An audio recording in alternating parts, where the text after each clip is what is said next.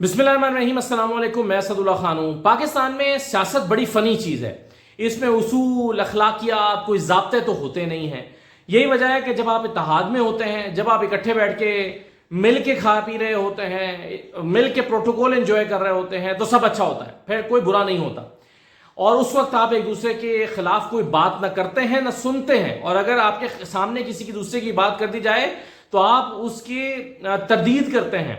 अभी इत्तेहाद में थे, शहबाज शरीफ की पॉलिसियों के खिलाफ जब हम कमर जमान कायरा के सामने सवाल करते थे तो कायरा साहब उसको डिफेंड करते थे, और जब हम पीपल्स पार्टी के दीगर रहनुमाओं के सामने इसहाक डार की पॉलिसीज पर सवाल करते थे तो वो उसको डिफेंड करते थे।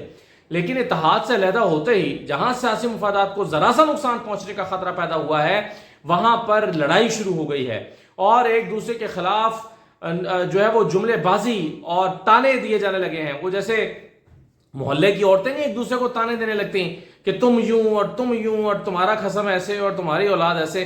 वही जो इस वक्त जो है ना, पीपल्स पार्टी ने वही हरकतें शुरू कर दी, नून लीग ने भी, ऑब्वियसली नून लीग और पीपल्स पार्टी ने। और ये हर लेवल पे अब ये लड़ाई हो रही है, यानी टॉप लीडरशिप, उसके बाद सेकंड टीयर लीडरशिप और third tier leadership. Top leadership में कल बिलावल साहब ने क्या कहा, उन्होंने कहा कि एक जमात ऐसी है जो मुश्किल में हो तो गिरेबान तो पाँव पकड़ती है और जब हुकूमत में हो तो गिरेबान पकड़ती है।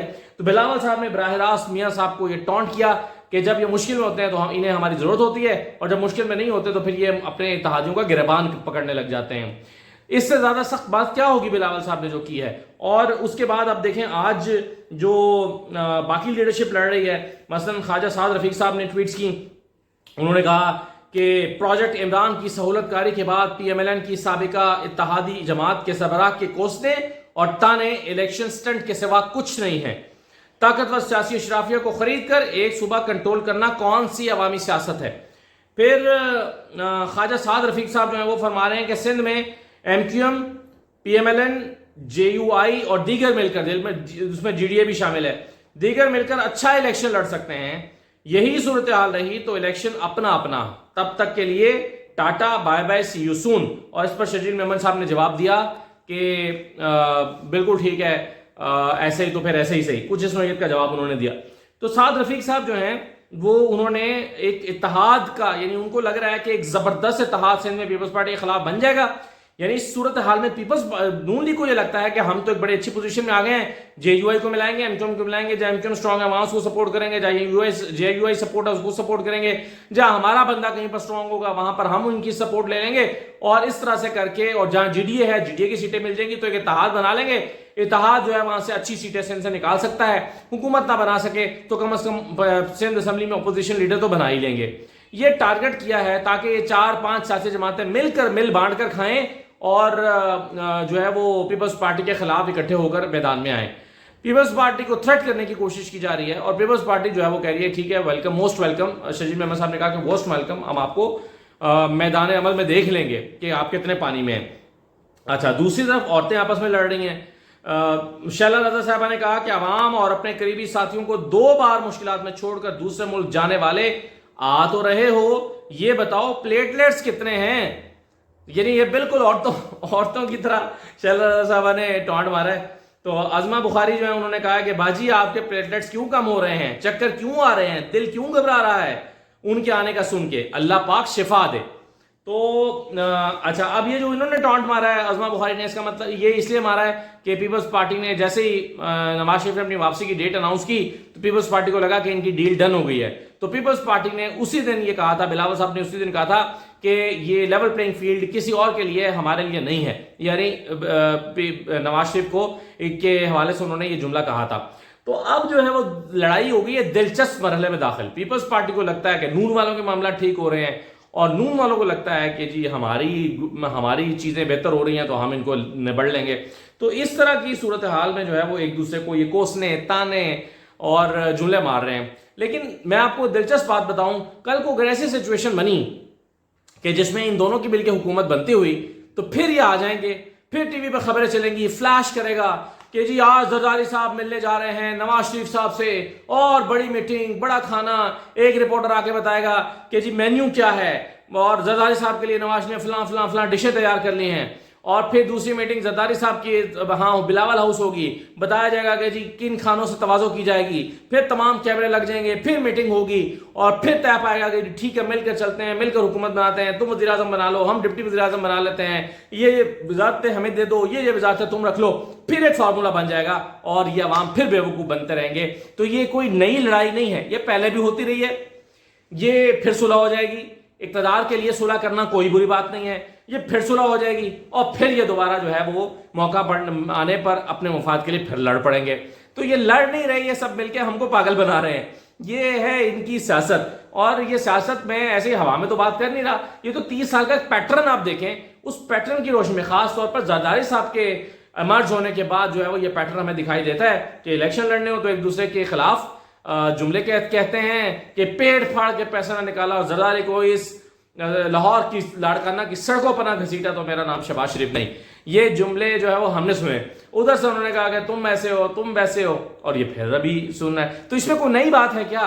नई बात तो नहीं है, लेकिन चलें 4 दिन का शुगल तो लगा रहे हैं इलेक्शन में जाने के लिए, इलेक्शन में अपना अपना जोर लगाएंगे, और चूंकि इनमें से किसी को भी अक्सरियत नहीं मिलनी तो फिर ये बैठ जाएंगे, कहेंगे आओ मिल बैठ के बात करते हैं, फार्मूला बनाते हैं, मुल्क की बेहतरी के लिए, पाकिस्तान की तरक्की के लिए शिकवे भुलाकर आगे बढ़ने की बात करते हैं।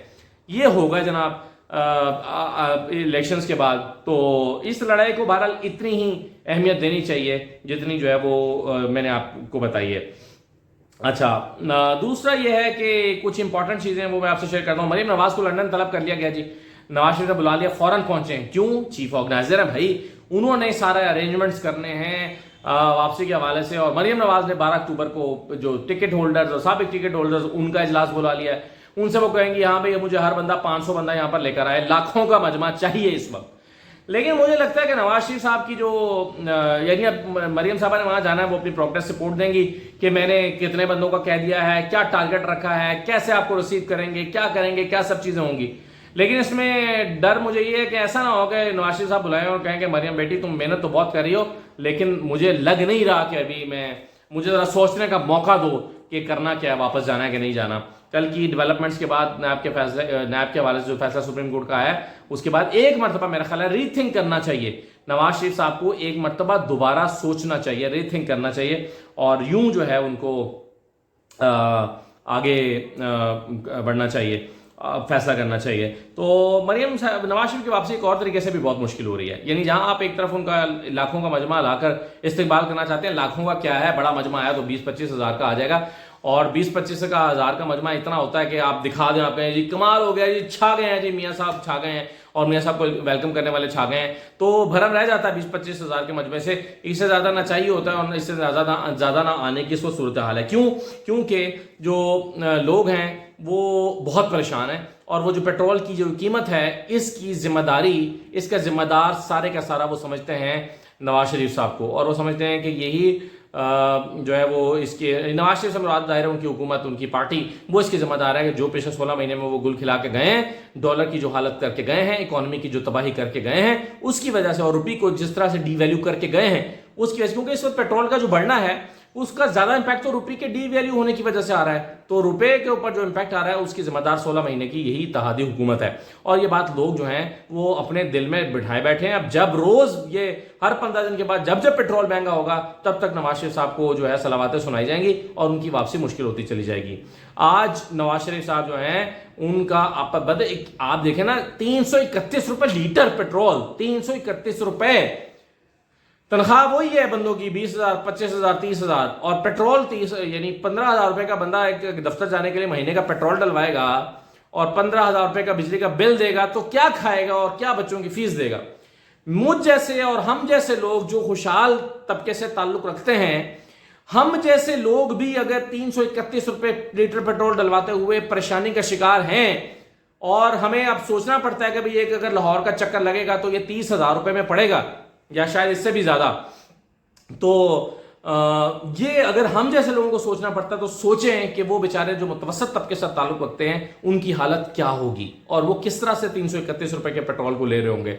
26 रुपए एक अचानक इजाफा, तो ये जूं इजाफा होगा, और अभी और इजाफा होगा, तो जूं इजाफा होगा तो वैसे वैसे नवाज शरीफ के लिए वापसी मुश्किल होती चली जाएगी। मतलब आ तो शायद जाए वो, लेकिन पजीराई मिलना मुश्किल हो जाएगी, यूं कह लीजिए वापसी पर पजीराई मिलना मुश्किल हो जाएगी। इस्तकबाल भी चले रोध हो के आप कर लेंगे बंदे बुंदे इकट्ठे करके, लेकिन फिर उन्होंने आगे इलेक्शन लड़ना है, जलसों में जाना है, आवाम में जाना है, स्ट्रैटेजी बनानी है, अगर जाना है, अगर ये सब कुछ होना है तो। और फिर देखें अभी पेट्रोल बढ़ा है, पेट्रोल के बाद अगले महीने इसी पेट्रोल की मद में जो सरचार्ज आएगा बिलों, बिजली के बिलों में, बिजली के बिल ज्यादा हो जाएंगे। यानी पेट्रोलियम मसनूआत महंगी होती हैं तो बिजली का बिल भी महंगा हो जाता है, बिजली भी महंगी हो जाती है।